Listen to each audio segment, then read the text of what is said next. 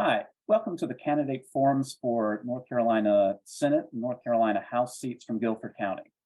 Whether you're watching live or on replay, thank you for taking the time to learn more about the issues and the candidates in this election. Thank you also to For Our Future, you may see that in the background images, for organizing several candidate forums for this election cycle, as well as tonight's lead hosts, the Greensboro Chamber of Commerce, East Greensboro Now, and NC A&T State University.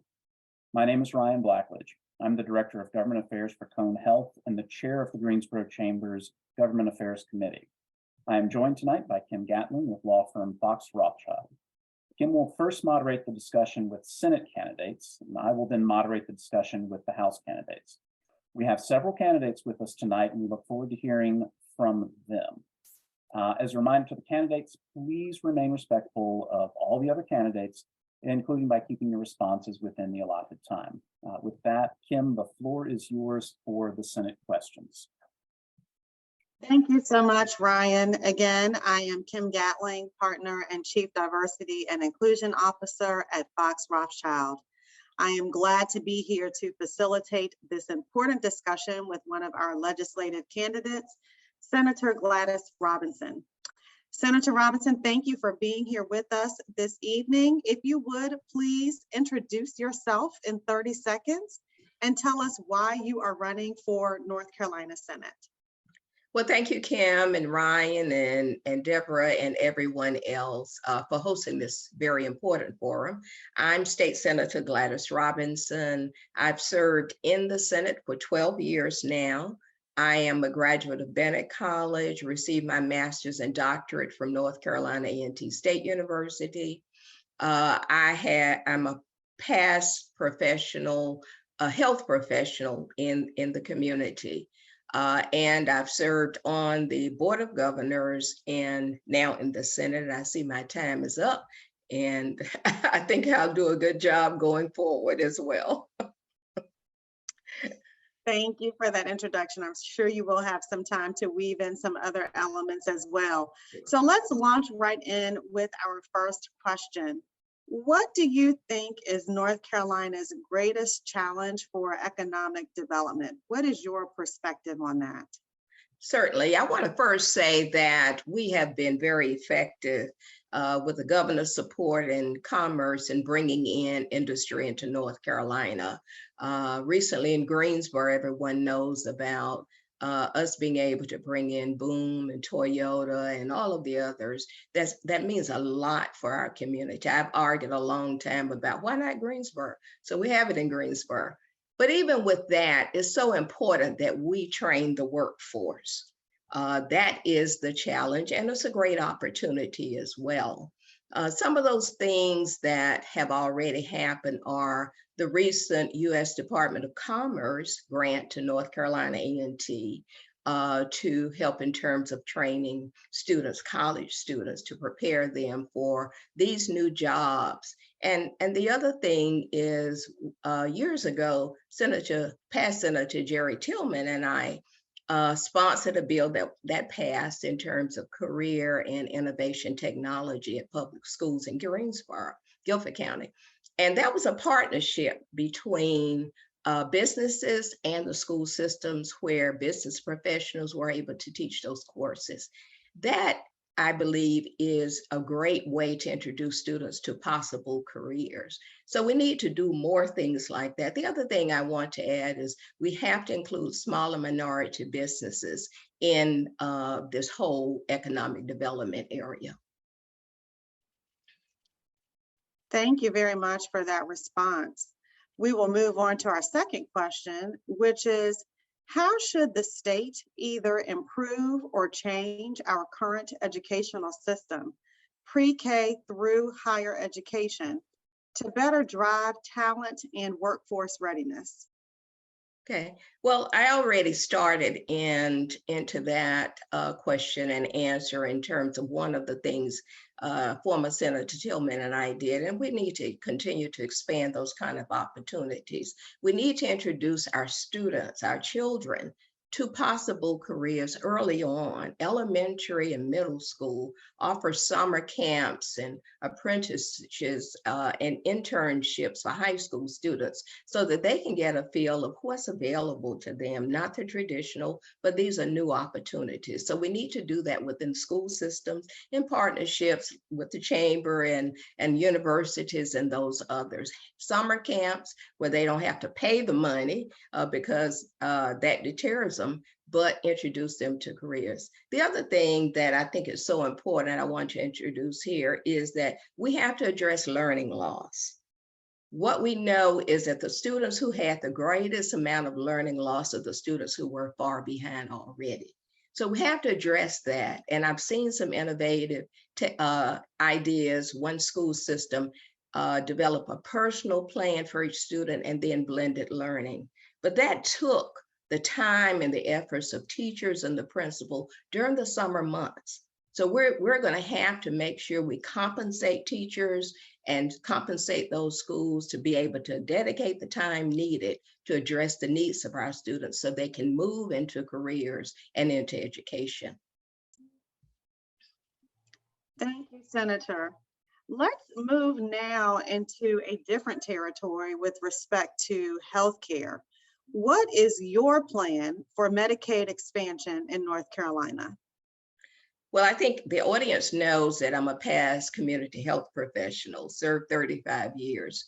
So one of the issues that I went into the Senate with was healthcare for uninsured people, because I had not only chaired a board of Health Serve, but I'd also helped to set up a clinic at my office for people who did not have health care. So I sponsored the initial legislation in 2010 and have continually promoted and pushed the issue, tried to educate my Republican colleagues about the need for it, that it really was not about people who were receiving Medicaid already. It was about working poor people who did not make enough money to have health insurance. So finally they got it.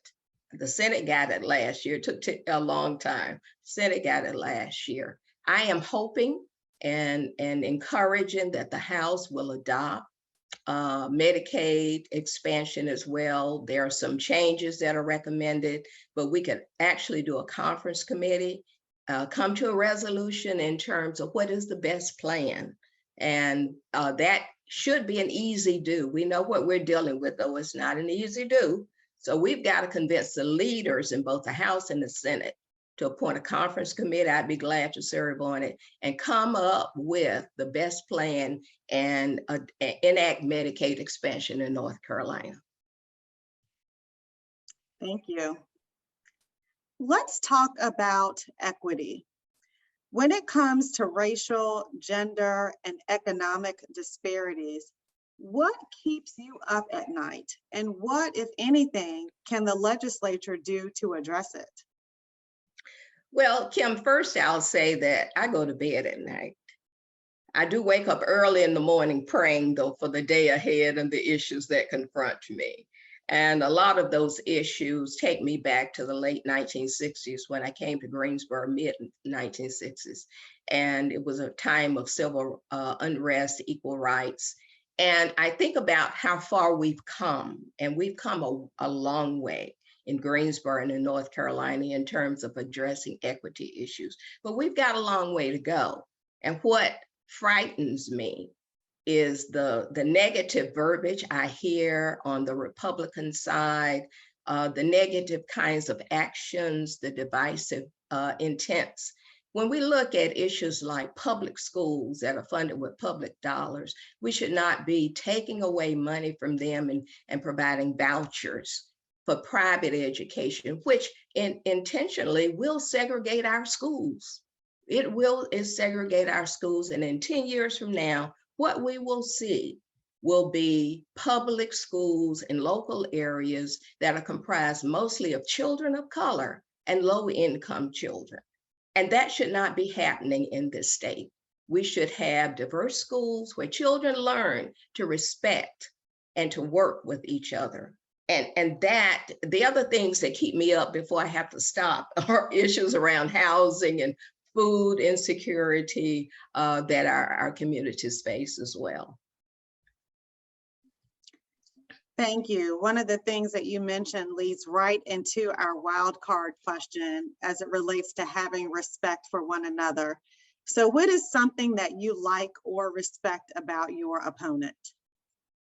Well, I just met my opponent the other night at a forum. And unfortunately, even though he and I exchanged information and he told me where he came from in New Jersey and how he came here and all, and we were very cordial. When he was asked a question about diversity and what he would do, he said, diversity is not a problem.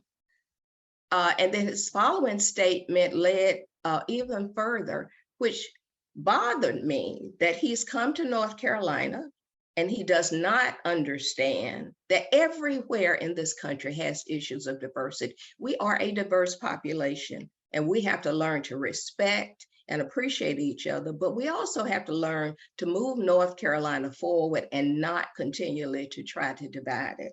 We have to work towards equity. We have to make sure that everybody's treated fairly, and then that we can move forward. As I said, we are a great state, but we cannot move backwards with this kind of verbiage that we hear, the critical race theory that came out of nowhere, and the craziness, the attacks on teachers who provide so much time to our children. So some of these things really bother me, and they are not respectful of who we are as a state. Thank you, Senator Robinson. That concludes our questions for this evening. So we're now going to give you a moment to make a brief closing statement. Thank you, Kim, and thank you all the sponsors of this forum. I want to say, and the YWCA I understand is one as well, so I appreciate them. But I want to say one of the things that I did this past year was to sponsor an amendment to Greensburg's charter, which allowed it to adopt the small business enterprise. And that's going to make a difference in terms of the city's ability to be inclusive, to have small and minority businesses as contractors and to include them in all the bidding, et cetera. So that's a very positive movement, and I really appreciate the city asking me to do that. The other thing is I want people to remember that North Carolina has come a long way. We have a long way to go, as does America. But we have to make sure, have an intent to make sure that everybody learn, every child learn, every child gets the attention. If we continue to deplete our general fund, our funding of education, and education is our greatest revenue in terms of where we spend our money. In 10 or 15 years from now, we will not have enough money to appropriate funds, adequate funds to education and to health.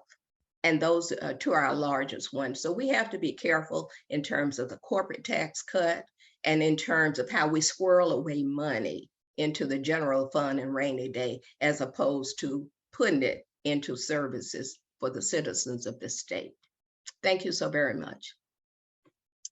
Thank you, Senator Robinson, for joining us tonight. It is important that all constituents have an opportunity to hear where you stand on these important issues. So thank you for giving us your responses to these questions. I am now going to turn it back over to Ryan Blackledge, Director of Government Affairs for Cone Health. Thank you. Thanks, Kim, and thank you, Senator Robinson. For those of you who are watching this live streaming, we are still waiting on some of the House candidates to join. We went through a little fast with Senate because we had one candidate at the last minute who was unable to join us. So we're going to do a 10-minute break.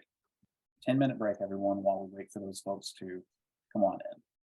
All right, thank you very much. All right, I have been told that Representative Quick is going to be logging back in shortly, so we'll go ahead and get started. And we were expecting a couple others. When they do join, I will find a creative way to weave them into the process that we're going through. But out of respect for everyone's time, including those of you who are watching live on Facebook, want to go ahead and get started. So just want to, again, welcome everyone to the candidate forums for North Carolina Senate, North Carolina House seats from Guilford County. This is the second half of our program. We'll be hearing from North Carolina House candidates in just a moment. Whether you're watching live or on replay, thank you for taking time to learn more about the issues and the candidates in this election. Thank you also to For Our Future for organizing several candidate forums for this election cycle, as well as tonight's lead hosts, the Greensboro Chamber of Commerce, East Greensboro Now, and NC-A&T State University.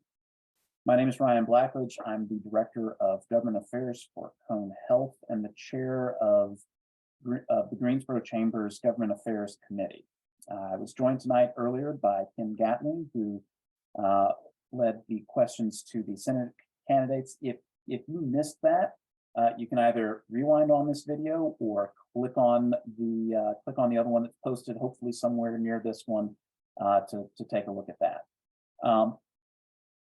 When we get into things, just a reminder, thank you candidates for your time tonight. We have several candidates. We look forward to hearing from them. As a reminder to the candidates, please remain respectful to all the other candidates, including by keeping your responses within the allotted time.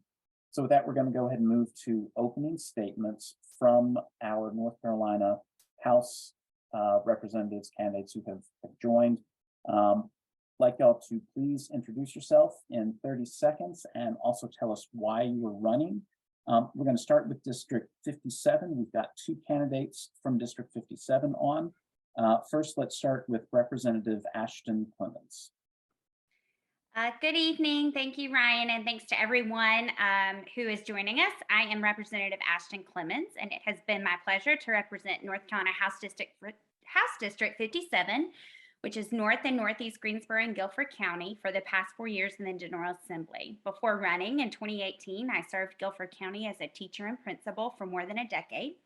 And as your legislator, I am proud of passing bipartisan legislation to help people re-enter our communities after incarceration, protect women, bring funding to our community for GTCC Aviation, North Carolina A&T, Ready for School, Ready for Life, Science Center, and more. To continue this important work is why I continue to run for office. I look forward to talking with you all this evening and continuing to represent you in the North Carolina House. Thanks again for doing this forum. Thank you, Representative Clemens. And now Michelle Bardsley, who's also running for North Carolina House 57. And Michelle, I started your time. I'm going to reset it and take yourself off mute. All right. Now your time. Okay, thank you. Good evening. I'm Michelle Bardsley. I'm representing North Carolina House District 57 as a conservative candidate, and I am an educator of 15 years. I taught in high school for 14 CTE programs, career and technical education. I became a teacher leader in the state and teaching other teachers. I'm also a national leader in the curriculum for business, finance, marketing, and I've helped teachers for many years and students achieve great things in our high schools. I'm also an instructional coach at this time now in a K-8 charter school. I have 4 children who graduated from Guilford County Schools who are all adults now, and 2 wonderful grandsons. I'm so thankful to be here. Thank you so much. All right, thank you. Next, going to turn to District 58. We have Representative Amos Quick with us. Representative Quick, 30 seconds for an opening statement about why you're running. Good evening, Ryan and everyone else, and God bless you. I'm Amos Quick, running for re-election to North Carolina House District 58. I'm running to continue the good work that I've been able to do in the State House with my colleagues, including Representative Clemens and others, who have helped me to focus on education, the environment, employment, and empowering all North Carolinians to reach their full potential as productive and responsible citizens. I also serve as one of the Democratic House whips, a leadership position that I enjoy and that has helped us in the Democratic caucus to make inroads and great strides for North Carolina. All right, thank you, Representative Quick. Next, we have a candidate from District 62, Brandon Gray. Again, 30 seconds for an opening statement.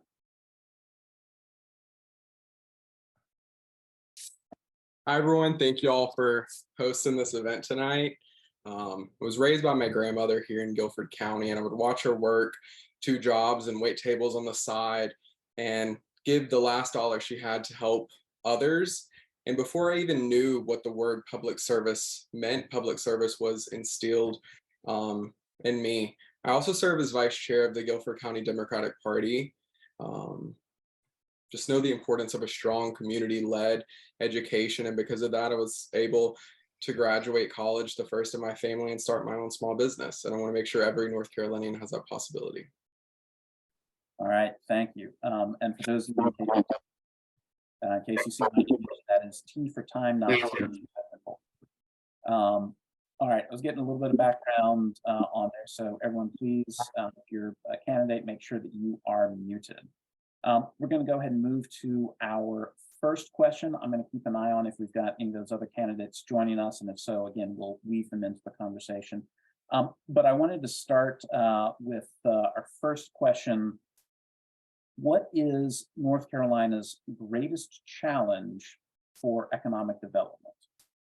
I'm going to start with Brandon Gray. I would say infrastructure, as well as access to broadband and Wi-Fi. I live in the rural part of Guilford County in Oak Ridge. And I would also say public transportation. We don't have any public transportation options out here in the rural part of Guilford County. And those would greatly help folks get to our colleges around here, as well as good paying jobs. All right, good, thank you. And I failed to mention it for these questions, candidates have up to 90 seconds to give an answer. All right, next, Representative Amos Quick, same question to you, sir. I would say that North Carolina must continue to climb out of the pandemic. It's not over yet, although we're tired of it. It's not over yet.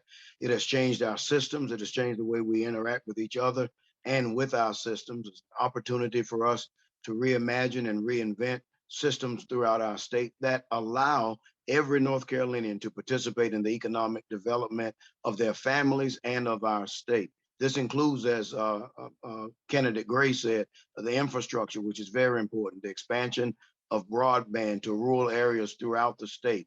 It also includes making sure that we have not only workforce development and training, but also the infrastructure that supports families, like daycare and early childhood education and those things. And we can't overlook the biggest item in North Carolina's budget, and that is K-12 education. And I would even also include post-secondary education. How do we reimagine and reinvent those systems to get the best outcomes for our students and their families, given that we're coming out of a global pandemic? So short answer, the pandemic is not over. Opportunity has been presented for us to reinvent our systems and to make sure that everyone is included, which will improve our economy. All right, thank you, sir. Turning now to the candidates for District 57, starting with Michelle Bardsley. I believe our greatest challenge is for the workforce development is having employees that are ready to work and trained to work. As you know, that you can walk around and see many help wanted signs and employers who still can't fill positions. So I think one of our biggest challenges is finding and supporting the network of people that we need for the jobs to come, as well as growing in our community with housing for the workforce. As new companies come in and we recruit them to come here, we're going to have those workforce employees ready and trained, and they're going to have housing also for that. So workforce housing is a very important need we have in North Carolina all over. And along with that is the education systems to support that, and the healthcare systems and the healthcare access to support those needs for our employees. I spent 14 years in CTE. I'm all about workforce development and teaching students to get ready for those careers starting very early on. So we have lots of great programs that are in the state that have been worked on by your organization and others. And we need to continue working on those workforce development programs and getting our people ready. All right, thank you. And finally, Representative Ashton Clemens, same question. Yes, thank you. I think that it comes down to two things. One, we have to continue the strengths of our state, and we have to sustain the growth that we're making by investing. So first, we have strengths in our state, which have made us, as many people in Guilford County have been on the ground working, the best state to do business in our country. And it actually was quoted that it's because we've worked in a bipartisan way and we've been able to keep a lot of the culture wars that have plagued some other states. We must continue to do that work together. Sorry, my dog is barking. We need it to continue. Every announcement I go to talks about the infrastructure with our education system and our transportation system, and we're leading in clean energy, which are all strengths for our state. But to sustain it, we have to keep up with the changes that are coming with this economic development, so more people want to continue to move here. I hear from many people, many of the organizations represented, about the need for housing and a system in our city and community that supports rapid construction when we need an influx of housing. Healthcare, Ryan, you tell us about this. It's already stretched thin. How are we going to have healthcare? And of course, education, which we're going to be talking about in a minute. Workforce and having a strong force is our most critical need. And we need to grow in a way that lifts everyone in our state up. We don't want just people moving here, but we want new people coming. And we're going to talk more about workforce in the future. So we must continue and sustain. Thank you. All right. Thank you very much. For those of you who are thinking to yourselves, gosh, those candidates all said very, very similar things. I think it's quite a testament to the fact that we are all on board here in North Carolina in this area, working towards educating the kids, improving the healthcare, improving transportation to work, make sure we've got a workforce ready to go. One of the things that we heard from most, if not all, of the candidates on that response was about education. That's our second question, and that really is getting into a little bit more detail. How should the state either improve or change the current education system? Thinking pre-K through higher education to better drive talent and workforce readiness. This time we are going to start with District 57, Representative Clements. Yes, I know this is actually an area where Michelle and I both are deeply passionate, which is the education system that we have. First, we have to believe in the value of our statewide education system. Just as it matters that we have roads across our state, it matters that we have a system where every child in North Carolina has access to high quality education, and we believe in every child's potential. Right now, there is too much time and energy being spent undermining the work of our education instead of believing in it. Second, we must invest in our schools. Our students should not be in buildings where the rain comes through the roof, which is what happened at both of the schools where I was a principal. We should not have my child's middle school soccer coach is a teacher, a coach, and a waitress to be able to provide for her 3 children. We should not have the educators who have to make those decisions. And that is true in early childhood, K-12, and our community college and university. We are not keeping pace with even surrounding states in how we're paying and valuing the educators who are making the future with our children. And one thing I'm excited about is we need to strengthen the progress being made to make credentials and graduation easier. And we've made a lot of progress in that, but we need to continue to make it easier for people to have high quality credentials and graduate ready for the workforce. All right, thank you. That is time. Next, Michelle Bardsley, same question to you. I believe we need to first expand our pre-K options and make that available, high quality pre-K. I think we need to get kids in training earlier before kindergarten, because when they come to kindergarten, we see a lot of disparities in the talents and skills and where kids are when they walk in the door. So I'm all for expanding our pre-K options and allowing that as all throughout North Carolina for people who want it to start their children earlier in pre-K. Also, I know CTE, Career and Tech Ed is an amazing, I won't say it's the best kept secret, because I do believe CTE has done a great job over the last several years, creating those partnerships and externships, internships, apprenticeship programs through the Eastern Triad Workforce Development that you all have put in. We need to expand those programs and we need to market them. I think a lot of parents still really don't realize what's going on in our middle and high schools with CTE. And also we need to shed light on it, what a great career option CTE is. Children should not be high school seniors thinking they have to go to a 4-year college. We know that our workforce is very diverse in the skills that it needs, and there are some amazing careers available in the trades.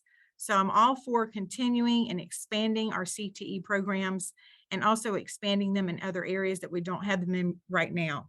I led a stamp camp, which was an engineering camp way back. I'd like to see an expansion of camps for kids in the summer to expose them to careers in middle school and high school and early on. Thank you so much. All right, I was about to start talking on mute, but I successfully took myself off to avoid that Zoom faux pas. Next, we're going to go to District 58 with Representative Quick. Thank you very much. And excuse me, I've had to get mobile. I have to be at another forum at 7 o'clock. So I pulled over though, I'm safe. Education in North Carolina, the whole child, the whole time. When we have the children in our, under our educational environments, we have to educate the whole child. Individualized instruction is very important as well. But in order to do that, we have to have motivated, well-paid, well-trained teachers and building leaders in all of our educational environments in North Carolina. And Guilford County started a wonderful partnership between our colleges, universities, and our public school system. We've seen that expand throughout the state. But also, again, the pandemic has given us another opportunity to look at new ways to use technology, to look at new ways to educate our children, to look at new ways to be innovative in our educational delivery. I spent 12 years as a member of Guilford County's Board of Education, seeing education change throughout those 12 years. And certainly as a grandfather of a 3-year-old grandson, I know that the way that I was educated is obsolete for the way that MJ is going to be educated and all the students in North Carolina. So the whole child, the whole time that we have them, making sure that we're not teaching to a test and we don't have unmotivated educators because of pay or because of benefits and the way that we treat them. That's very important. We have to go back to respecting our educators, and that can be done in a variety of ways. All right, thank you, Representative. And now District 62, Brandon Gray. Recently, we saw with the Leandro case that our schools are being just disgustingly underfunded. We have to actually fully fund our schools so we can make sure that our kids are getting the best education possible. And the Leandro case only highlighted that that's not happening here in North Carolina. So we need to make sure we move towards fully funding our schools in the next budget. My senior year, I lost my 2 favorite teachers to another state because they weren't being paid enough here in North Carolina. And that is true for so many educators across the state when I talk to them and their concerns. Also, we should invest in early childhood education and expand apprenticeships and partnerships between businesses and community colleges. I went to GTCC. They have a lot of great options, and just continue to encourage folks that you don't have to go to a 4-year university. We have great options at our community colleges. All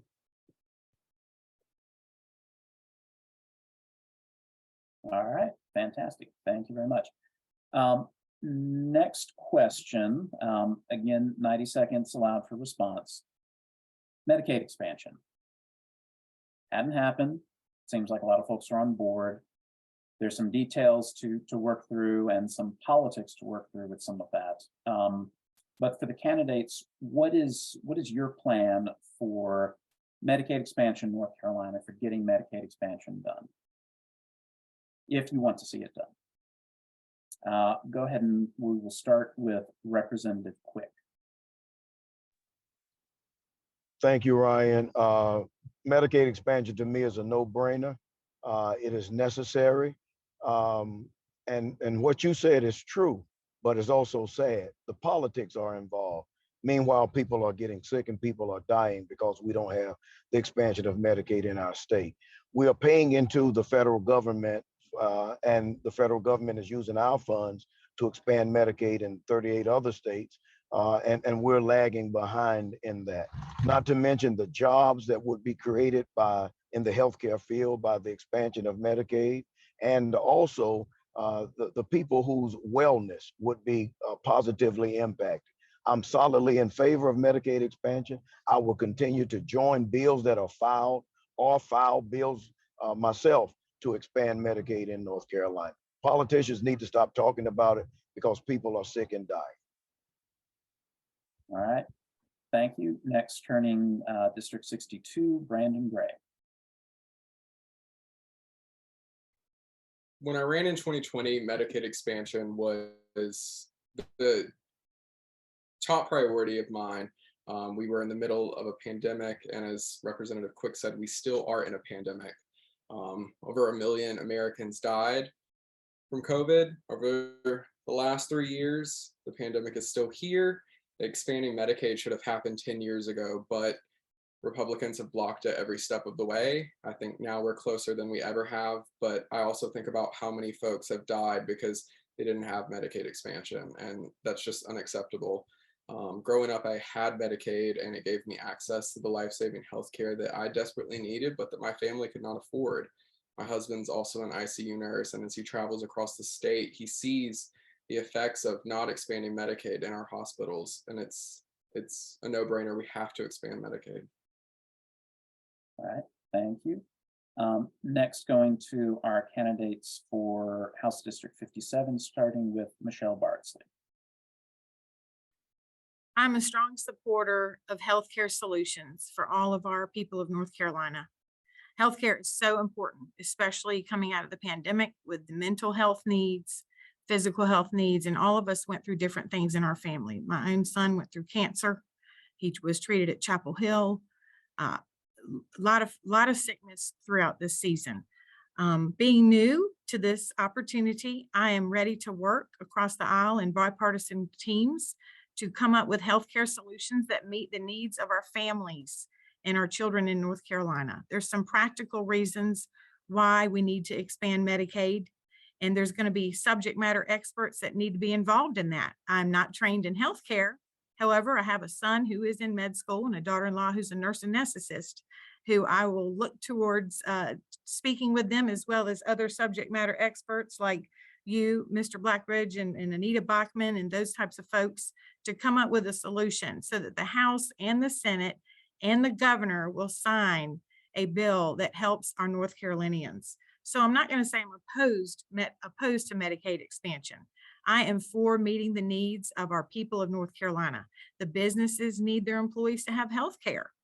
And I know that the hospitals and the subject matter experts are advocates for expanding Medicaid. So I really look forward to working with you all and working in the House and the Senate with bipartisan legislation to meet the needs of our people in North Carolina. Thank you. All right, thank you very much. And now Representative Ashton Clemens. Yes, in short, my plan is to do it, to expand Medicaid. We need leaders who are willing to say and advocate that, yes, we should be expanding Medicaid. We are talking about, for example, a mom with 2 kids who doesn't make below $21,000 because she would already qualify, but she doesn't make $28,000 because then she could be on the system. That is who we're talking about. That mom deserves health care. And economically, we are missing out on $512 million a month coming to our state to support healthcare. It is an economic and moral imperative that we expand Medicaid. Just today in the Charlotte Observer, there was a story of a doctor talking about her 27-year-old patient who died. And she says, as I continue to stare at the 27-year-old's death certificate, I ask myself, can I write North Carolina's Medicaid coverage gap as the cause of death? We cannot continue to allow North Carolinians to die because we have chosen to put politics before helping people in our state. We must expand Medicaid now, and our caucus has signed on to many compromises and ideas to do that. All right, thank you, Representative Clemens. Next, we're going to move to fourth question. We're going to talk about equity. When it comes to racial, gender, and economic disparities, what most keeps you up at night? And what, if anything, can the legislature do to address it? Again, when it comes to racial, gender, and economic disparities, what most keeps you up at night, and what, if anything, can the legislature do to address it? Let's start with District 57. Looks like Representative Ashton Clemens went off camera. She might be addressing a barking dog. So, oh, she's back. All right, Representative Clemens, I'm going to let you go first on this one, so go ahead. Okay, thank you. I was addressing a barking dog. I apologize. Yes, so the thing that keeps me up at night, every night, and keeps me motivated to being in this fight is that more people are struggling economically in our state, and that women and people of color are more likely to bear the burden of that struggling. We have an increased percentage of salaries going to home cost. Child care for the first time has eclipsed home costs as the biggest percentage of parents' income. The healthcare costs are skyrocketing. What can we do? The sky is really the limit. The North Carolina General Assembly has a long list of things that we could do to improve the lives of families in our state. We could expand Medicaid, which we just talked about. We could make it easier to be a parent by increasing access to early child care. We could expand the Earned Income Tax Credit, which is the #1 policy lever we have to raise children out of poverty. We could provide more stability for workers in our state with increases to the minimum wage and support for them when they need to care for their families. We could think creatively about affordable housing with zoning and opportunities for responsible growth. We can do lots of things if the political will is there and people are willing to put the fighting aside to solve problems and help people.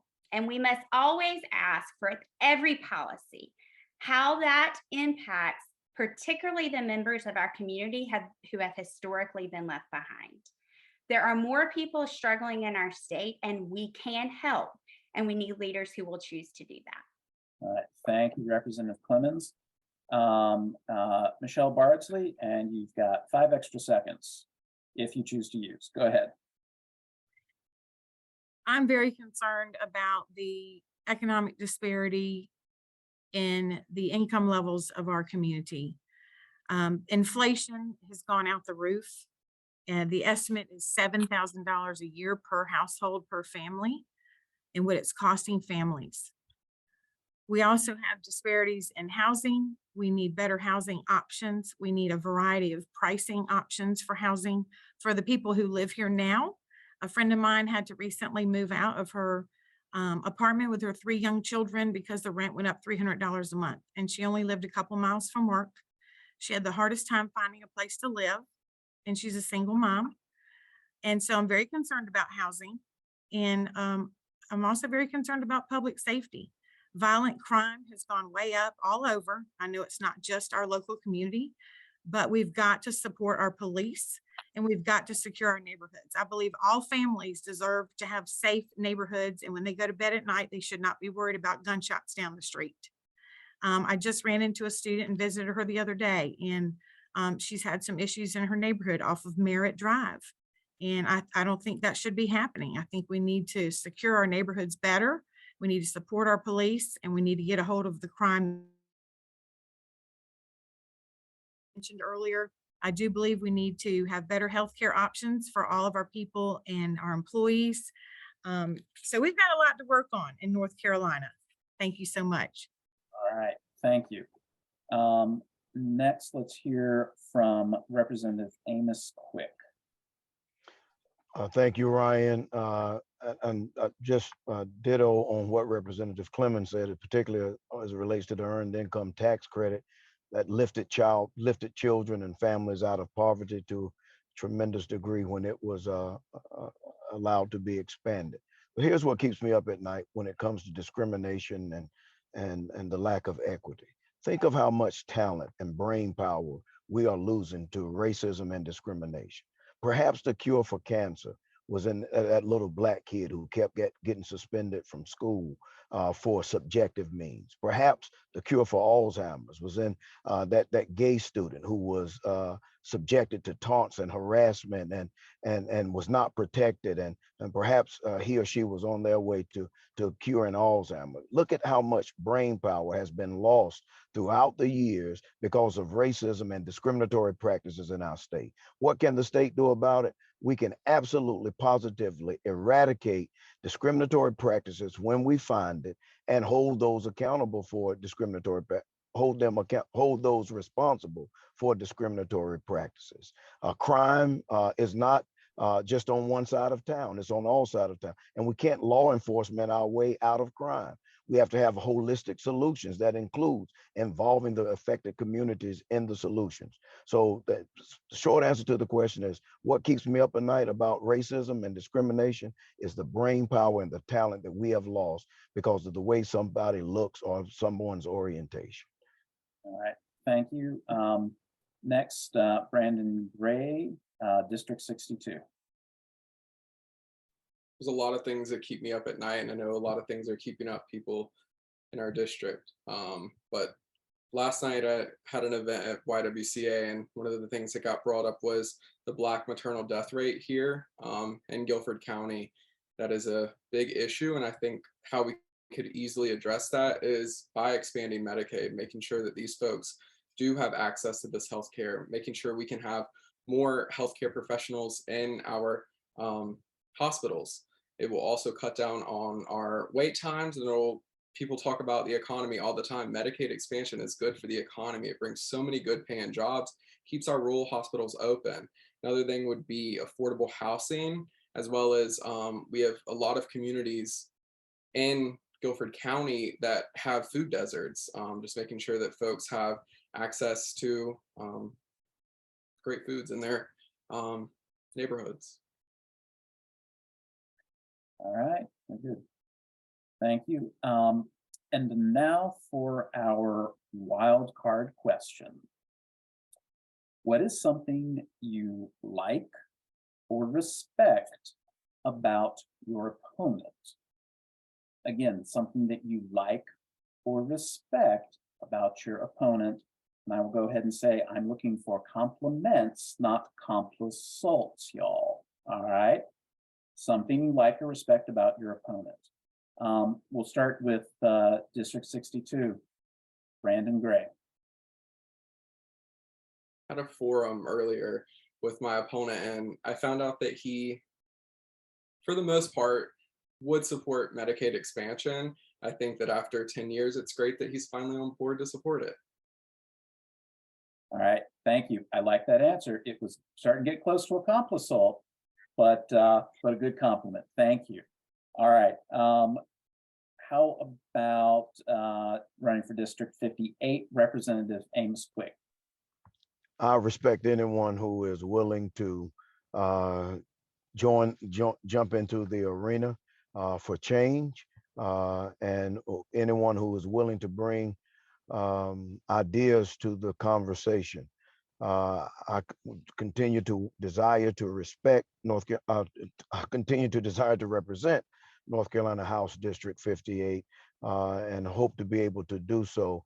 But I do respect anyone who is willing to join the fray, and certainly having had opponents before, I certainly have always run campaigns that are respectful, and this one will be no different. All right.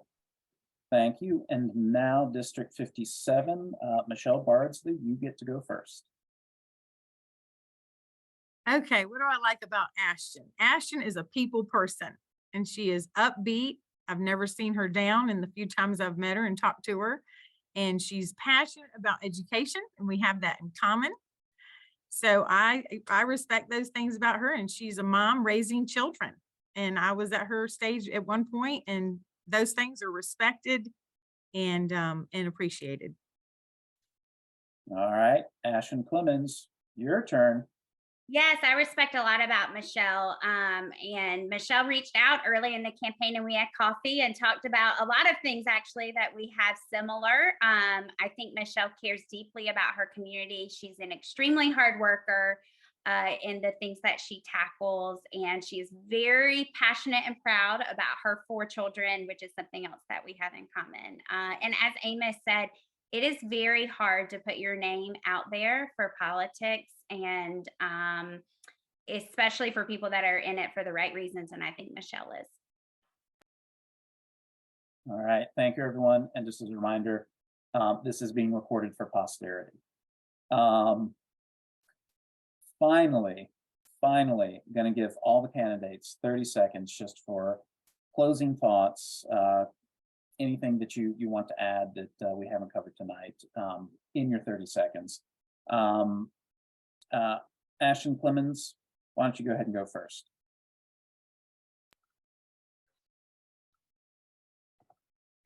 Thank you for bringing us together this evening and for the partnership of so many of the organizations who are part of this for working together for our community. By focusing on solving problems and supporting our Guilford County, I'm proud to have earned the endorsements of realtors, teachers, law enforcement, builders, workers, business owners, and healthcare providers to continue to represent you in the North Carolina House.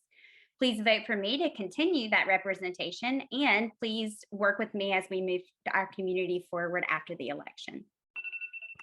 All right, thank you. Also, District 57, Michelle Bardsley. Well, thank you all for putting this on. This has been a fantastic opportunity.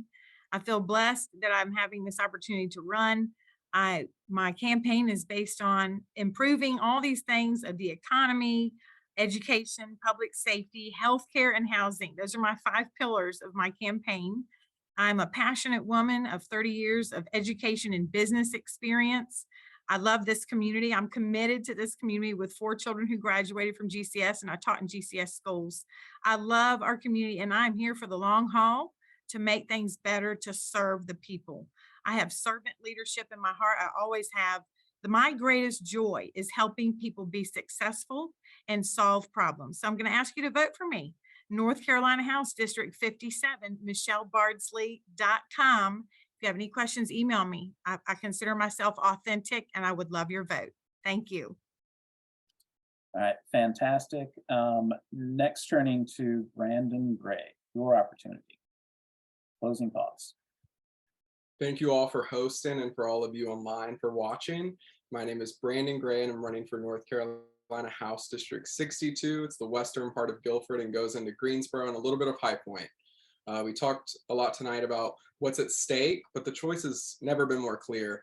We can send a career politician back to Raleigh, or we can send someone to Raleigh that's going to fight for us. We can protect reproductive rights. We can fully fund our schools and finally expand Medicaid. We flipped this seat. I hope to have your support. Thank you.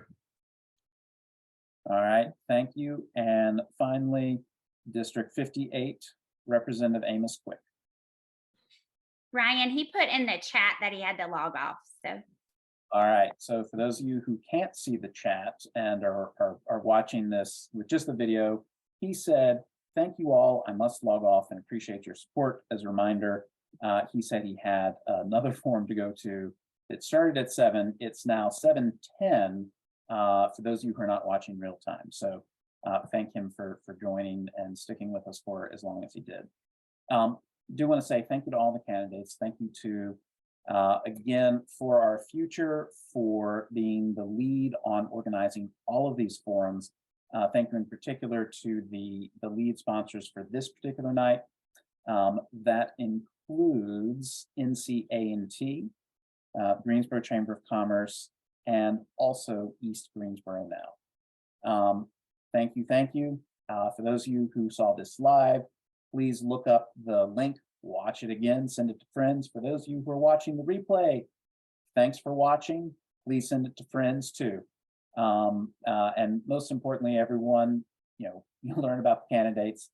Don't forget to go and vote. Vote early, vote often. Some people say you've got early voting. You can go, Michelle, I'm kidding. But you do have the option here in North Carolina to go register to vote and vote early on the same day. You can still, I believe, request absentee ballots by mail, and then, of course, election day itself. So please go out and vote, everyone. Candidates, again, thank you. Thank you to those who watched. Good night or good morning if you're watching this early. Take care. Thank you. Thank you all. Take care.